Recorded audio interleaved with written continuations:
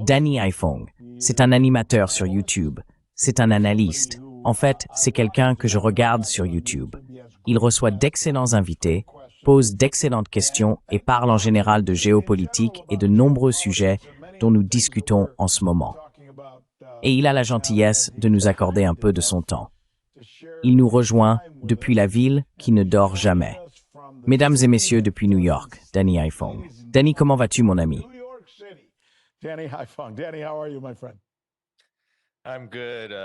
Je vais bien. Merci beaucoup de m'avoir invité, Rick. J'apprécie vraiment toutes vos paroles aimables. Je respecte énormément tout le travail que vous accomplissez et je suis heureux que vous disposiez d'une si belle tribune pour parler de la vérité sur tous ces sujets.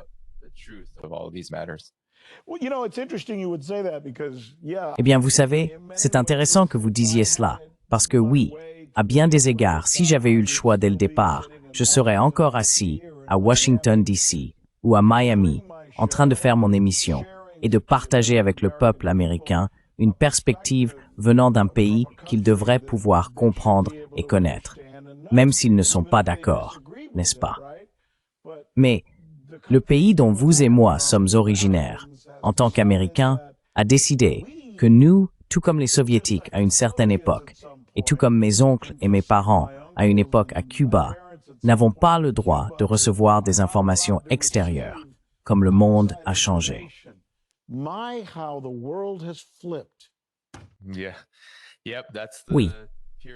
Oui, c'est bien l'époque dans laquelle nous vivons, Rick.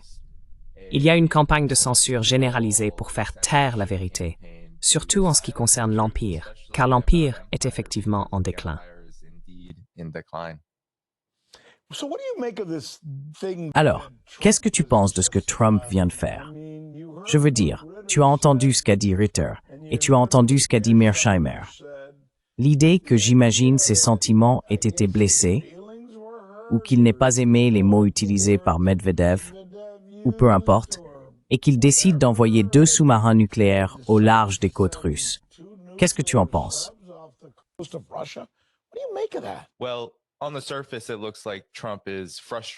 Eh bien, en surface, il semble que Trump soit frustré par Dmitri Medvedev. Mais en réalité, ce qu'il frustre vraiment, c'est l'approche de la Russie en général. À mon avis, Donald Trump pensait qu'en arrivant au pouvoir, il pourrait s'asseoir avec ses homologues russes et, en gros, leur donner un ultimatum silencieux.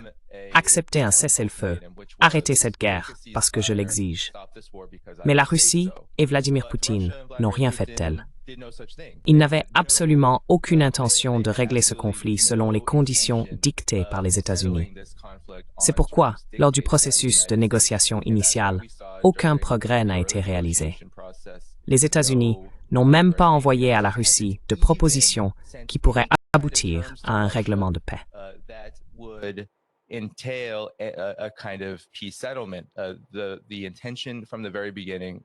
L'intention depuis le tout début était de forcer la Russie à capituler.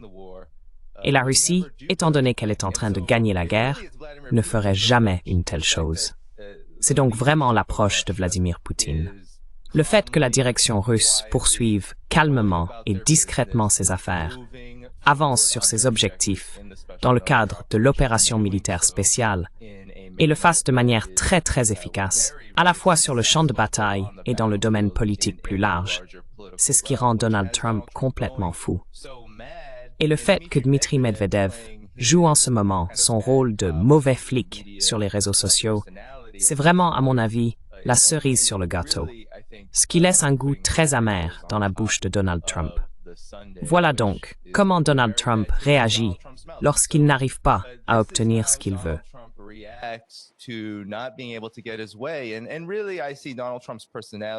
Et vraiment, je considère la personnalité de Donald Trump dans l'ensemble comme l'un des reflets les plus purs de la façon dont les États-Unis, en tant qu'hégémon et empire, ressentent réellement la situation concernant la Russie et l'Ukraine. Les dirigeants, les maîtres de ce système, semblent incapables d'accepter qu'ils n'obtiendront pas gain de cause en Ukraine. Et pourtant, ils n'arrivent pas à se détacher de cette guerre par procuration perdue qu'ils ont eux-mêmes déclenchée. Ainsi, le fait que Donald Trump ait envoyé à l'Ukraine des sous-marins nucléaires est une fois de plus un autre reflet du fait que les États-Unis ont la guerre nucléaire en tête. Donald Trump a lui-même déclaré « Nous sommes prêts pour la guerre nucléaire ». La vérité, c'est qu'en réalité, les États-Unis ne sont pas prêts pour une guerre nucléaire, car personne ne l'est, parce qu'une guerre nucléaire, comme la Russie l'a récemment affirmé par la voix de Dmitri Peskov, serait une perte pour tout le monde.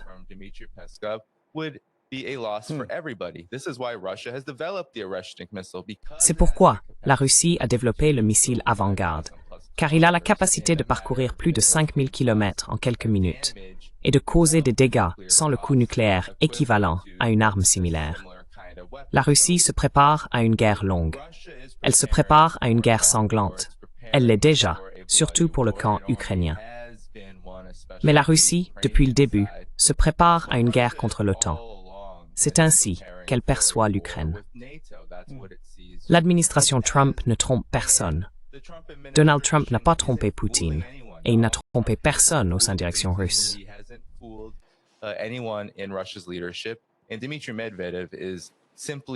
Et Dmitri Medvedev ne fait qu'énoncer ces conditions de la manière la plus crue et la plus explicite. Je pense que l'affirmation la plus importante est que la Russie n'est pas Israël. La Russie n'est pas l'Iran. Elle ne va pas simplement négocier pour le principe de négocier. Et elle ne va pas non plus faire tout ce que les États-Unis lui disent de faire. Même si, à mon avis, l'Iran ne fait pas non plus cela. L'Iran, cependant, considère les négociations comme très importantes parce qu'il a besoin que les sanctions soient levées. Mais la Russie n'est pas du tout dans cette position, car les sanctions n'ont en réalité que très peu d'impact. La situation est très sombre.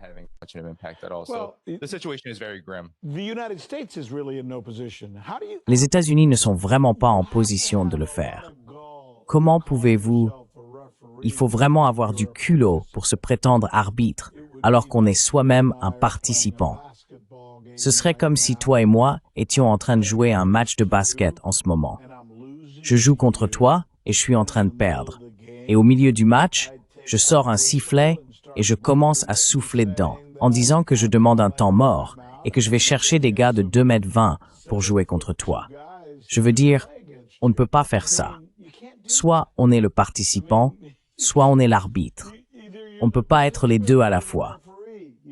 Penses-tu que M. Trump ne comprend peut-être pas cela? Comme s'il croyait vraiment être le médiateur, et que les États-Unis ne sont pas vraiment ceux qui combattent la Russie dans ce cas.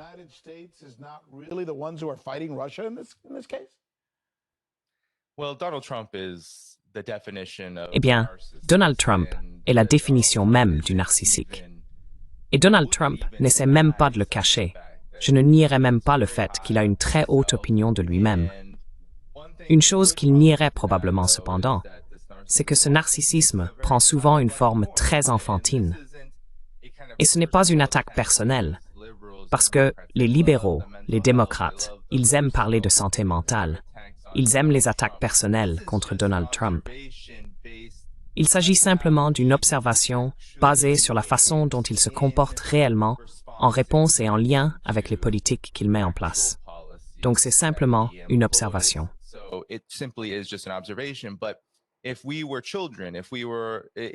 Si nous étions des enfants, si nous étions aux États-Unis à l'école en train de faire du sport, et que nous nous comportions comme Donald Trump l'a fait, il est fort probable que l'entraîneur ou l'enseignant ou la personne qui surveille nous mettrait au coin.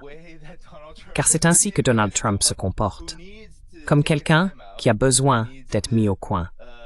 Il a besoin, vous savez, de se calmer, et il doit puiser dans ce qui lui reste de pensée rationnelle. Mais en réalité, je pense que le point ici a été, et j'ai vu certains qui étaient très optimistes à l'idée que Trump arrive au pouvoir et qu'il puisse peut-être inverser certaines des guerres de Biden. Y compris moi, j'en faisais partie. Oui. Ce que je pense que nous voyons chez certains qui soutenaient fortement Donald Trump, c'est qu'il y avait la croyance que parce que Donald Trump occupait une certaine position, parce qu'il était tellement attaqué par certains éléments de l'establishment, il détiendrait, pour préserver sa propre légitimité et son besoin d'apparaître fort, une sorte de mandat populaire, au moins pendant un certain temps, peut-être des mois, peut-être durant les premières années de son mandat. Tout cela a volé en éclats, car ce qui, à mon avis, n'a pas été pris en compte, c'est le fait que les États-Unis sont en réalité dans une bien pire position en termes de politique étrangère et de rôle hégémonique que ce qui avait peut-être été supposé lorsqu'il est arrivé au pouvoir.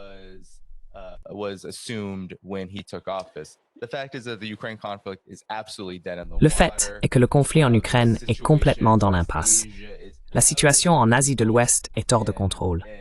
Et Gaza, l'Iran, tout cela dégénère en une situation qui entraînera indéfiniment les États-Unis dans une guerre sans fin là-bas. Et bien sûr, le conflit plus large avec la Chine est en réalité déjà une défaite pour les États-Unis. La seule question est de savoir jusqu'où les États-Unis iront pour tenter d'arrêter la Chine.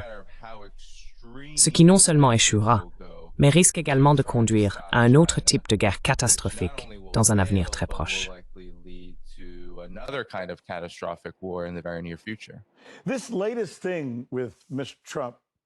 Cette dernière affaire avec M. Trump, qui dit aux Indiens, aux Chinois, aux Brésiliens, et à qui d'autre il ajoutera, j'imagine demain, que s'il continue à être ami avec la Russie, on dirait que je parle de quelqu'un au lycée ici. S'il continue à être ami avec la Russie, alors ils peuvent oublier d'être amis avec les États-Unis. Et les États-Unis vont les punir et ne seront plus leurs amis. Ça me donne presque l'impression, Danny, que si j'étais l'un de ces 3 ou 4 pays, je dirais alors, « Hey, cette fille là-bas qui nous critique au lycée, pourquoi ne formerions-nous pas simplement notre propre club ?»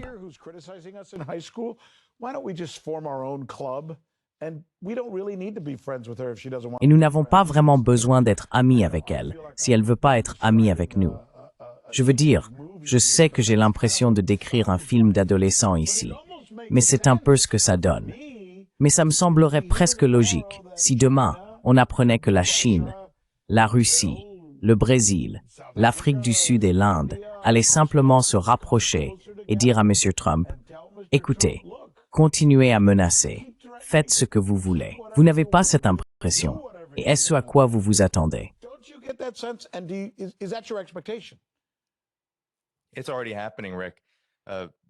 C'est déjà en train de se produire, Rick. Nous venons d'assister au sommet des BRICS, que certains sous-estimaient, pensant qu'il n'allait pas accomplir grand-chose, mais qui a en réalité obtenu beaucoup de résultats. Et une grande partie de cela est due, en partie, aux menaces constantes de Donald Trump envers tous ces pays des BRICS que tu as mentionnés, et maintenant à la mise en œuvre de politiques désastreuses dans le domaine économique, sous forme de tarifs douaniers. Récemment, par exemple, les tarifs imposés au Brésil ont conduit ce pays à rediriger son industrie du café, très lucrative, vers la Chine. Ainsi, la Chine va désormais sécuriser ce marché. Je suis allé plusieurs fois en Chine ces dernières années. Disons simplement qu'il y a un énorme marché et une énorme demande de buveurs de café en Chine. Ils adorent le café. C'est devenu bien plus populaire que jamais, et les marques chinoises dominent. Mais désormais, le Brésil aura la priorité sur ce marché en tant qu'investisseur étranger.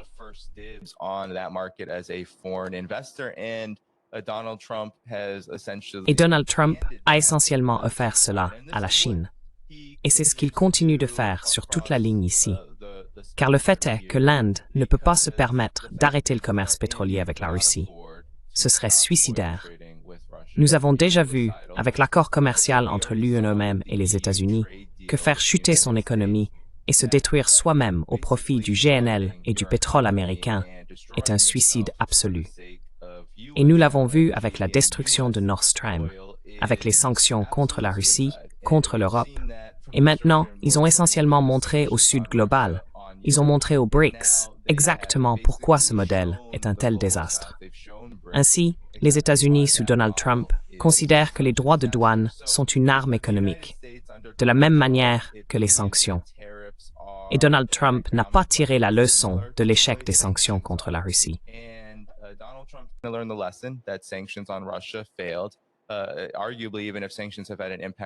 On peut dire que, même si les sanctions ont eu un impact sur l'Iran, elles ont aussi échoué parce qu'elles n'ont pas provoqué de changement de régime.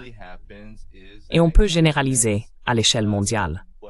Ce qui se passe généralement, c'est que les gouvernements redirigent et réaffectent toutes les ressources économiques possibles vers leur propre population, puis ils cherchent des alternatives.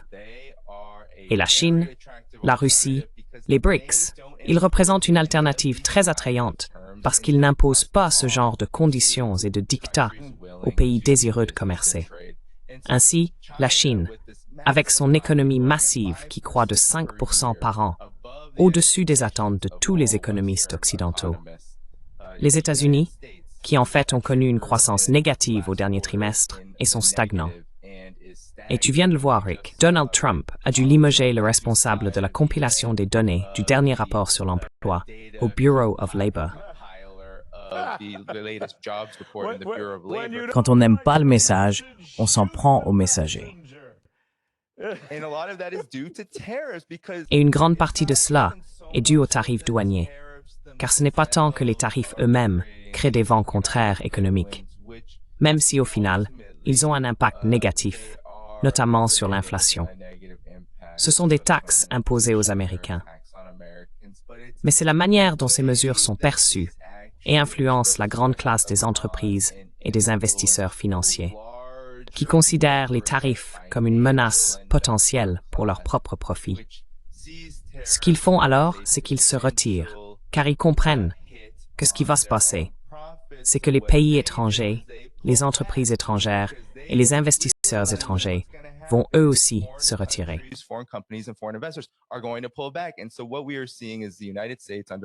Ce que nous voyons donc, c'est que les États-Unis sous Trump plongent en réalité l'économie américaine encore plus dans la stagnation.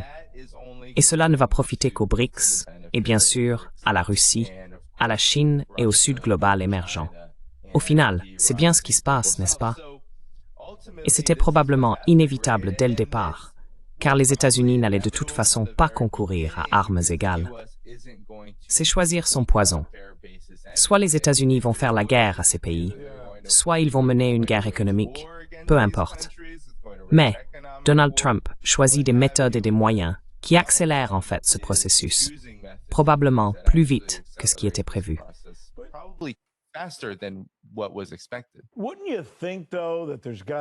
Ne penses-tu pas pourtant qu'il doit bien y avoir un Danny Aifong quelque part dans l'administration? Je me souviens avoir écouté J.D. parler. J'ai grandi dans la même ville. Je connais Marco Rubio, c'est un peu un de mes contemporains, un Cubain qui a grandi dans le sud de la Floride. Je l'ai entendu au début dire quelques trucs où je me suis dit, enfin, quelqu'un parle des BRICS. Quelqu'un sait même ce que sont les BRICS. La plupart des Américains n'en ont jamais entendu parler. Ils pensent que c'est un truc pour construire une maison. J'ai entendu, tu sais, les McGregor me donnaient l'impression qu'il y aurait des gens là-bas qui comprendraient ces choses. Qui sont ces personnes qui parlent au président, qui l'informent?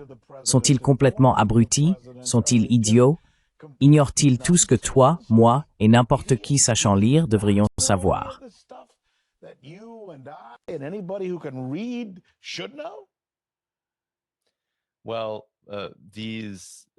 Eh bien, les personnes dont vous parlez, ce sont les élites non élues, celles qui représentent les plus grands cabinets de lobbying, les plus grandes entreprises.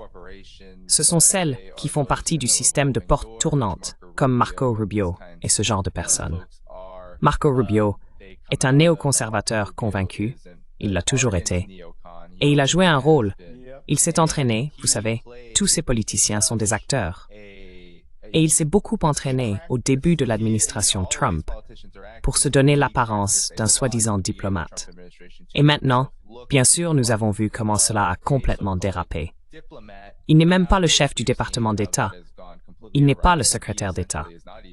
Il ne fait que se donner ce rôle, parce que c'était une concession que Donald Trump a faite aux Adelson du monde et aux néoconservateurs, afin de faire avancer sa carrière et celle de Marco Rubio. Donc ces gens-là, oh, tu as oublié. Tu as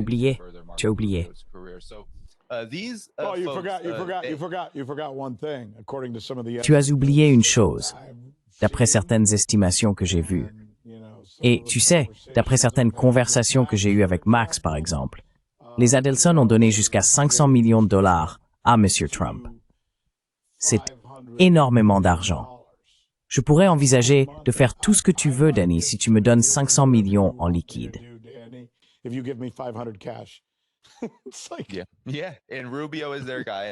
Oui, et Rubio est leur homme. Ils veulent que Rubio ait une longue carrière en politique américaine, y compris peut-être la présidence elle-même, ce qui est une idée cauchemardesque. Mais c'est une éventualité à laquelle les Américains devraient se préparer, car il y aura une élection présidentielle avec Marco Rubio en lice. Mais l'essentiel ici, c'est qu'ils s'en fichent. Ce n'est pas tant qu'ils ne savent pas, car ils ont des think tanks à l'appel, qui parlent constamment de jeux de guerre avec la Chine. Ils évoquent le coût économique des tarifs douaniers. Ils discutent la façon dont les BRICS et le Sud global s'unissent.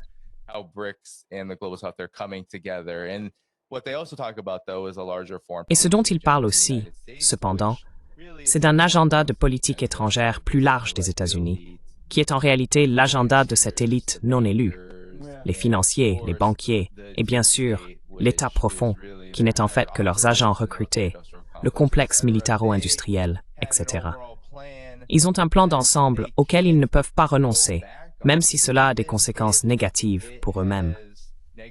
Et on le voit dans les actions de Donald Trump. Provoquer la Russie, n'est-ce pas? Certains disent titiller l'ours, voir jusqu'où ils peuvent aller avec la Russie.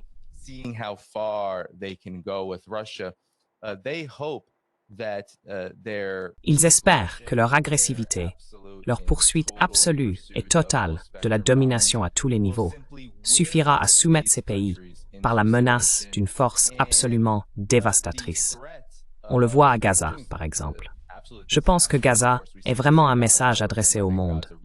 Les États-Unis, et bien sûr Israël, en tant qu'alliés, sont prêts à provoquer une destruction totale et à infliger d'immenses souffrances simplement pour obtenir ce qu'ils veulent, même si cela est irréalisable.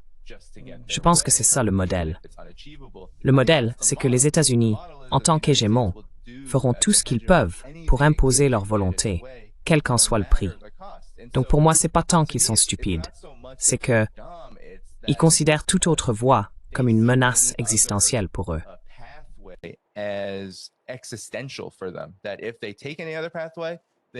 S'ils choisissent une autre voie, cela signifie que les États-Unis devront accepter d'être numéro 2, numéro 3, numéro 4, juste un autre pays, simplement un pays normal dans le monde, comme le disent de nombreux responsables chinois.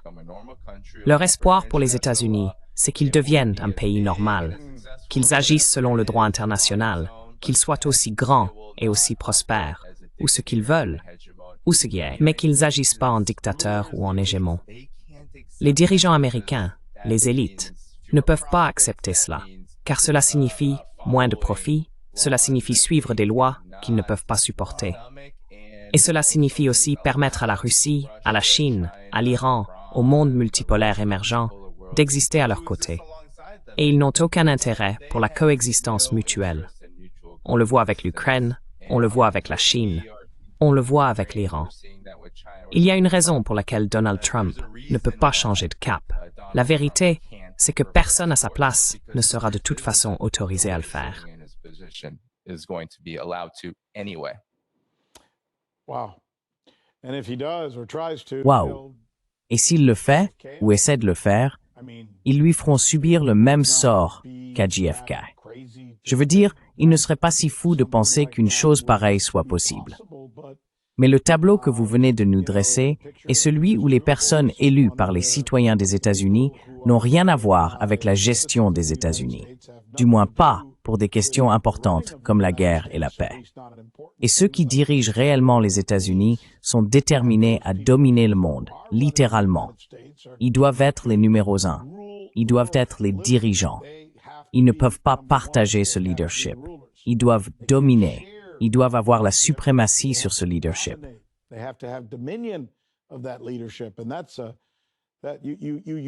Et ça, vous l'avez formulé de manière remarquable.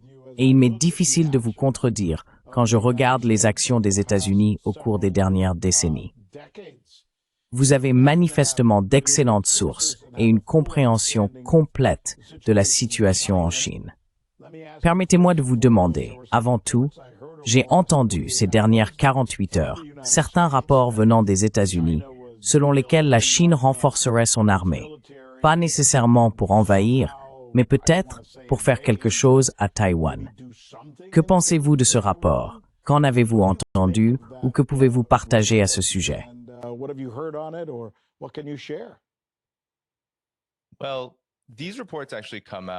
Eh bien, ces rapports paraissent en fait assez régulièrement. Ils sont très fréquents. Ils commencent souvent sur les réseaux sociaux d'ailleurs, avec très peu de sources ou de preuves pour les étayer. Mais le fait est, et la vérité, c'est que la Chine se prépare à la guerre. La Chine développe et perfectionne une technologie militaire très moderne. Elle possède désormais la plus grande marine du monde. Elle dispose de missiles hypersoniques que nous ne pouvons même pas dénombrer. Elle possède 600 ogives nucléaires. Elle a la capacité de se défendre. Mais en même temps, la Chine n'a pas changé sa position sur Taïwan. Sa position est d'abord la réunification pacifique, que Taïwan fait partie d'une seule Chine, et que toute tentative de séparation de la Chine par des forces sur l'île, et bien sûr avec le soutien des États-Unis, sera suivie d'une réponse.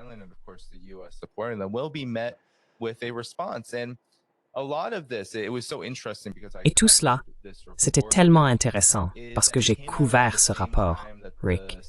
C'est qu'il est sorti à peu près au même moment où le Center for Strategic and International Studies, ce groupe de réflexion du département d'État, a publié de nouvelles simulations de guerre.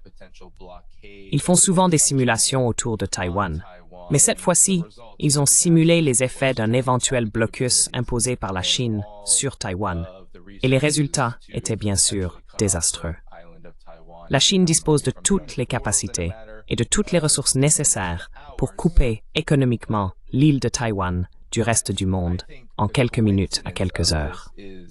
Mais je pense que la coïncidence ici, c'est que la Chine a déjà démontré, lorsque Nancy Pelosi a visité l'île de Taïwan il y a quelques années, et jusqu'à toutes ces autres visites de responsables américains et de personnes comme Mike Pompeo, qui n'est plus un officiel américain aujourd'hui. À chaque fois que cela se produit, la Chine mène des exercices militaires très intenses autour de l'île, imitant un blocus.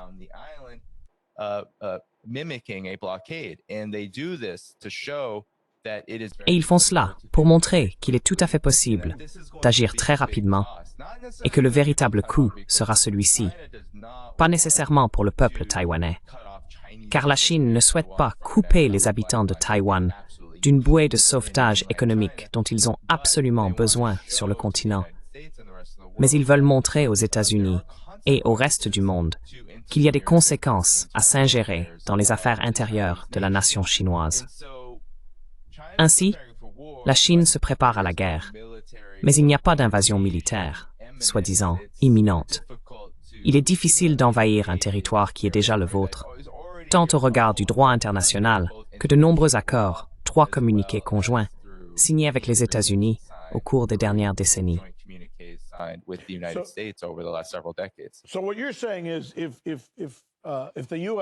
Donc, ce que vous dites, c'est que si les États-Unis ou l'OTAN essayent de faire à Taïwan exactement ce que les États-Unis et l'OTAN ont fait en Ukraine, par exemple en prenant essentiellement le contrôle, en s'appropriant l'infrastructure militaire, l'économie, la corruption, etc. Alors, en moins de 24 heures, la Chine a un plan pour encercler, bloquer et isoler Taïwan de ces mauvais acteurs. Ai-je bien résumé ce que vous avez dit?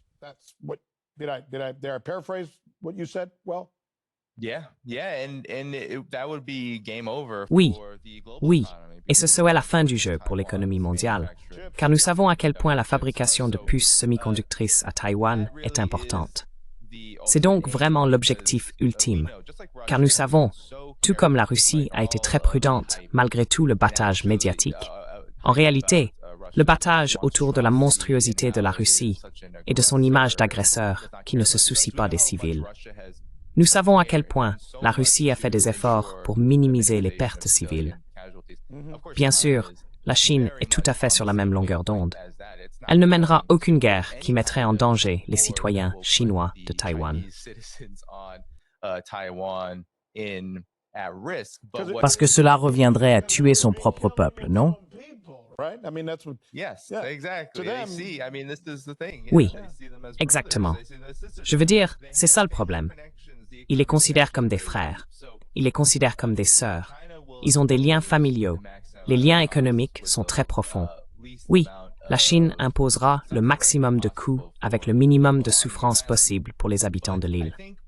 Mais je pense que ce qui arrive souvent, Rick, quand on parle de ces sujets, surtout pour les gens de l'Occident collectif qui sont tellement fascinés par le côté spectaculaire de la guerre, c'est que les gens commencent à sous-estimer la Chine quand ils voient Taïwan s'armer avec des milliards de dollars d'armes américaines, quand ils voient les États-Unis soutenir le séparatisme.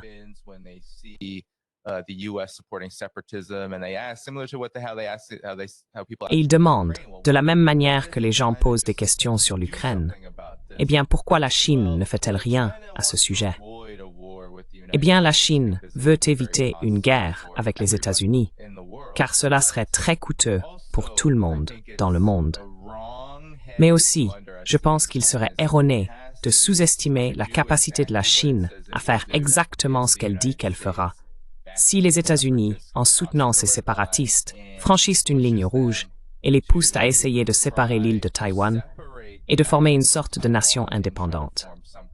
Si et quand cela devait arriver, et je pense vraiment que c'est une victoire, car je ne crois pas que les États-Unis aient une autre option dans la région sur laquelle ils puissent réellement agir.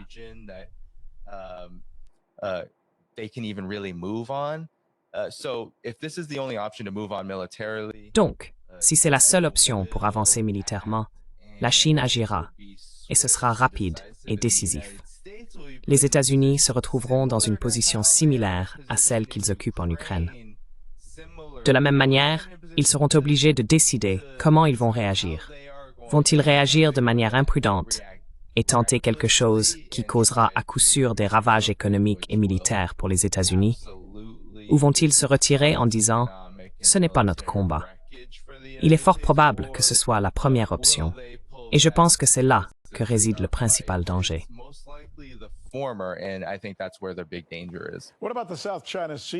Qu'en est-il de la mer de Chine méridionale et du conflit permanent que nous y observons, avec les États-Unis affirmant que la Chine va trop loin sur bon nombre de ces îles et obtenant le soutien de la Malaisie, du Japon et de tous les autres pays de la région?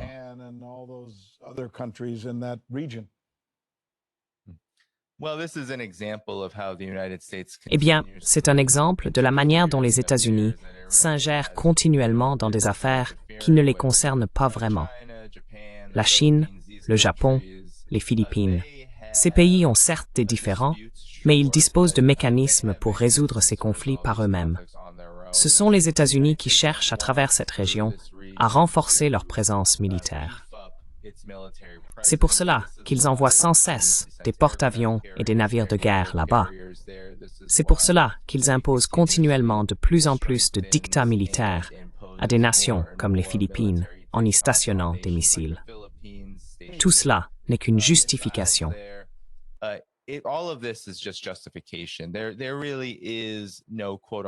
Il n'existe vraiment pas de problème de la mer de Chine méridionale, en dehors de différends très facilement résolvables entre des pays comme la Chine et le Vietnam, ou la Chine et les Philippines, qui pourraient aisément être réglés par des voies diplomatiques. C'est les États-Unis qui font obstacle à cela et qui essayent d'attirer ces gouvernements dans leur camp afin qu'ils soient de plus en plus disposés. Lorsque les États-Unis décideront qu'il est temps de s'engager militairement contre la Chine, à servir de base pour cette opération. Et cela représente, selon moi, une grave erreur de calcul de la part des États-Unis, car ils doivent compter sur des pays qui dépendent également beaucoup économiquement de la Chine. Les pays de l'ASEAN, ceux qui se trouvent dans certaines parties de la mer de Chine méridionale, ont tous vraiment besoin de la Chine pour développer leurs propres économies.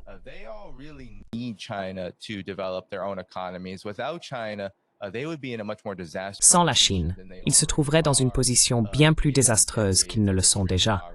compte tenu de décennies d'extrême pauvreté et, comme nous le savons, d'ingérence et de subjugation occidentale, etc. Donc, en réalité, même dans cette guerre commerciale, la Corée du Sud, le Japon et même les Philippines ont refusé de rompre réellement leurs liens économiques avec la Chine. Il leur sera donc très difficile de s'engager dans le type de conflit que les États-Unis souhaitent. Tout cela profite, d'une part, au complexe militaro-industriel. Cela permet aux États-Unis de continuer à déployer ce qui reste de leur capacité de production manufacturière d'armes dans ces régions, afin de justifier leur production continue. Et bien sûr, les contrats gouvernementaux nécessaires à cet effet. Mais c'est aussi, je crois, une énorme erreur de calcul de la part des États-Unis en matière de politique étrangère, de croire qu'ils peuvent galvaniser leurs soi-disant alliés pour qu'ils agissent à leur place.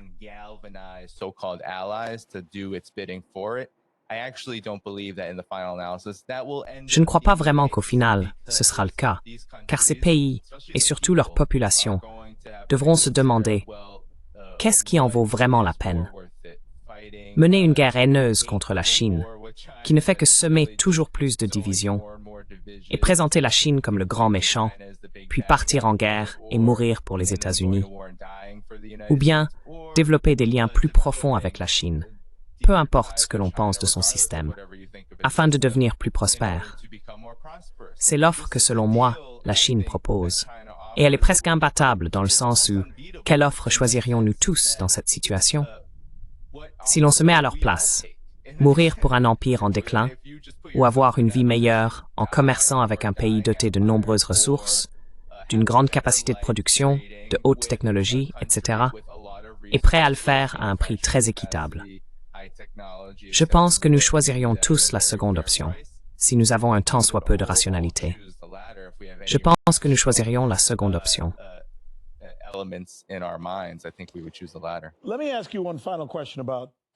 Permettez-moi de vous poser une dernière question sur notre pays, les États-Unis d'Amérique.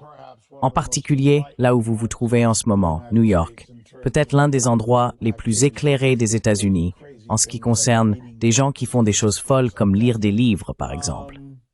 Quel est, selon vous, le sentiment général aux États-Unis en ce moment? Pensez-vous que les gens finiront par ouvrir les yeux sur certains des sujets dont nous parlons? J'ai mentionné plus tôt, par exemple, que la plupart des Américains ne savent même pas ce que sont les BRICS, parce qu'on ne leur dit rien dans les médias. Et les médias, vous savez, CNN, c'est une blague, évidemment.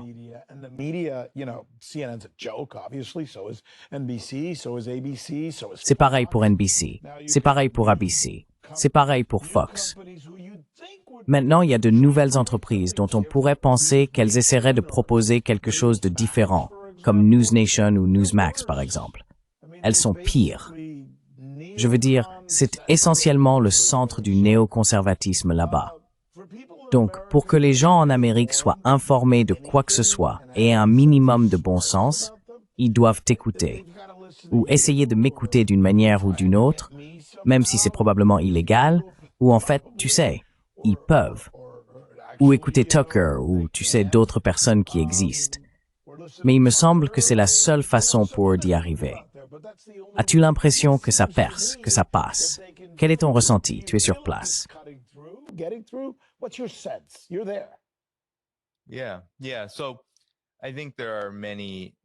Oui. Donc je pense qu'il y a de nombreux aspects à cela. D'abord, je crois vraiment que nous assistons à une sorte de malaise parmi la population des États-Unis. C'est vraiment imprégné et traversé par beaucoup de frustration, beaucoup de mépris envers ceux qui nous gouvernent. Je pense qu'il n'y a aucun doute là-dessus. La raison pour laquelle il y a si peu de confiance du public dans toutes les branches du gouvernement américain et si peu d'espoir dans l'économie tient simplement à la réalité de la vie des gens. Le niveau de vie baisse et les gens sont de plus en plus frustrés. Cela engendre une forme de ressentiment qui, à mon avis, traverse tout le spectre politique. Cela se manifeste simplement de différentes manières, selon la façon dont les gens l'expriment politiquement. Mais il y a, je pense, des signes d'une certaine avancée dans la compréhension des gens, en particulier concernant les États-Unis. et leur rôle à l'étranger.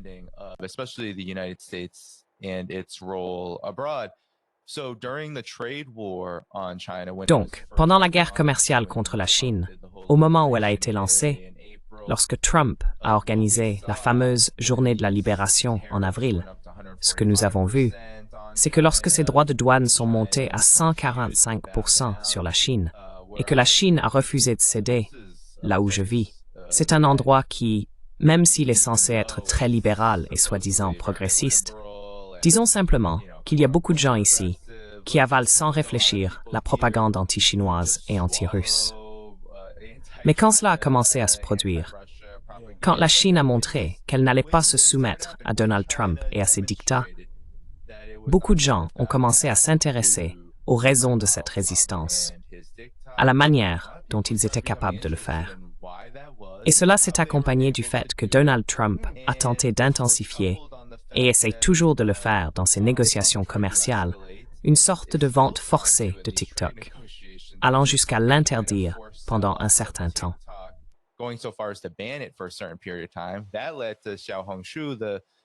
Cela a conduit à l'explosion de Xiaohongshu, l'application de médias sociaux chinoise aux États-Unis. C'est la seule application à laquelle les utilisateurs américains peuvent réellement se connecter. Et les gens ont énormément appris sur la Chine. Cela s'accompagne d'une prise de conscience accrue concernant Gaza et le rôle des États-Unis dans les horreurs absolues que subit le peuple palestinien aux mains de l'armée israélienne, soutenue par les États-Unis. Et, bien sûr, le conflit en Ukraine, qui, malgré le fait que les habitants des États-Unis ont été tellement inondés de propagande anti-russe que l'antirussisme est presque devenu un réflexe, n'a pas nécessairement conduit à un soutien massif pour ce conflit.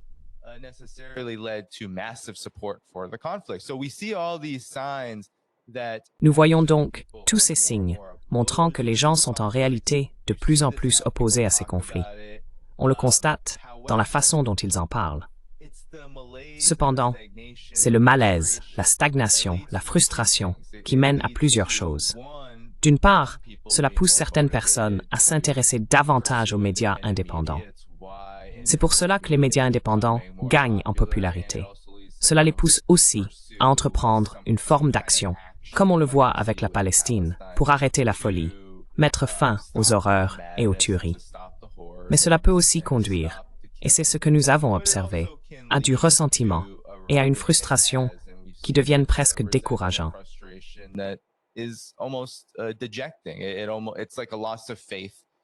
C'est comme une perte de foi dans l'exceptionnalisme américain, ce qui conduit donc à une sorte de perte de confiance en soi.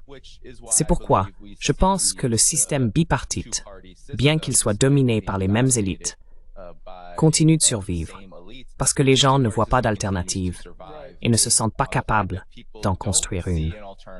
Et puis, à l'échelle internationale aussi, ce que je pense qu'il va se passer, et ce qui arrive souvent, comme on l'a vu pendant la guerre en Irak, l'invasion américaine de l'Irak, c'est que tant que cela n'a pas d'impact direct sur les gens aux États-Unis, tant qu'un conflit comme celui en Ukraine, ou une guerre avec la Chine, ou ce qui se passe en Asie de l'Ouest avec l'Iran, tant que cela n'affecte pas directement les Américains, surtout sous la forme de corps rapatriés, c'est généralement à ce moment-là que l'agitation et le ressentiment se transforment en rébellion.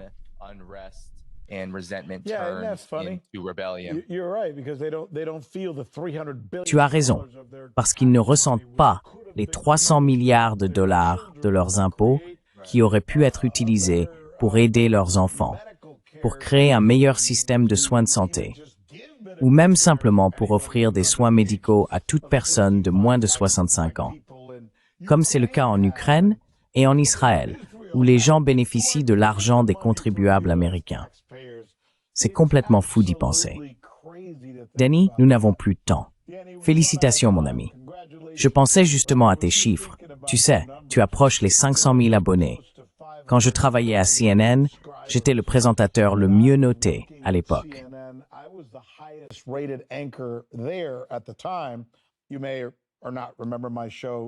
Vous vous souvenez peut-être, ou non, de mon émission, Rick's List.